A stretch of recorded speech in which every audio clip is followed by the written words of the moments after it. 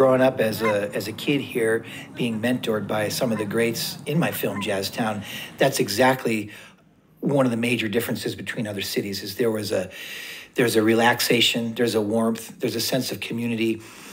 Competition exists everywhere, but here in Denver, that seems attenuated. It defaults to more of a friendliness and a helpfulness.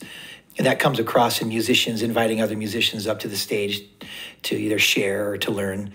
Drummer and film documentarian Ben Makinen is in the house. What's happening now? What are you hearing in artists and trends that you think promises well for what's next in jazz? I hear a lot of stuff going on, Steve, and it breaks down into some different camps. I feel that there is a large body of very dedicated and talented musicians who are keeping what we might call the tradition of jazz alive, or specific styles that are easily identifiable as jazz. I'm bebop all day. So. Okay. Without mincing words, I feel that there's a movement that's that's classifying jazz. It's turning much of jazz into a body of classical language, the standards, and that's great. And that keeps it alive.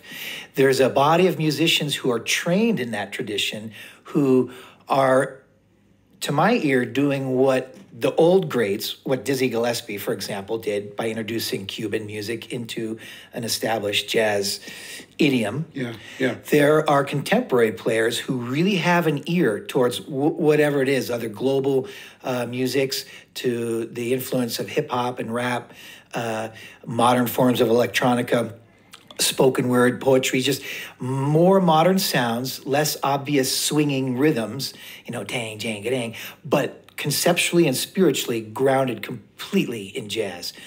And so I feel a battle is actually taking place at the same time that a love fest is happening. And so it's a very interesting time where what is jazz?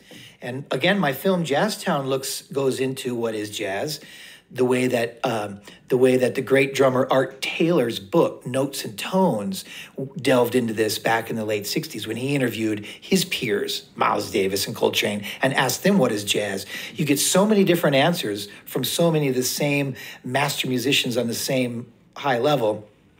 I think we need to remind ourselves that jazz has always been a music of growth. When it changed from Dixieland and the big bands and then bebop, there were always people going, what's going on here? But the jazz ship just keeps plowing ahead. Yeah.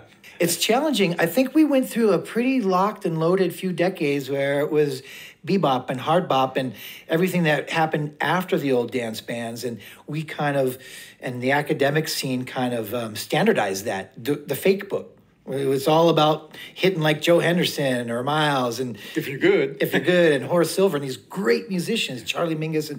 But that was one era, and that informs us to go step into some new territory today. And there's no reason they can't all coexist. I love Dixieland. I love big band. I love what some guys are doing, the Questloves and the Jay Dillas and stuff. And you're going, what's this going on? I love it. Yeah. Drummer, documentary filmmaker, Ben Makinen. Thank you.